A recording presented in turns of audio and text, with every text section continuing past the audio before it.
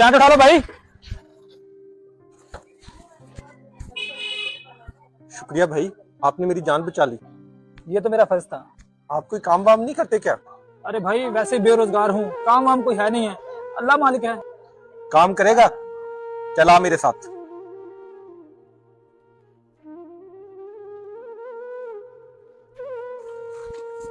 आप 1 मिनट यहीं पे रुको, मैं बात करके आता हूँ। चलो ठीक है भाई, अल्लाह आपका भला करे। अस्सलाम वालेकुम भाई साहब। वालेकुम अस्सलाम। भाई आपको कोई लड़का चाहिए काम करने के लिए? ले आओ भाई। अच्छा भाई, एक काम करें, वो लड़का मेरा भाई है, आप मुझे 20,000 रुपए एडवांस दे दें, उसकी सैलरी में से काटते रहिएगा। हाँ ठीक है, भेज दे भाई। ठीक है भाई।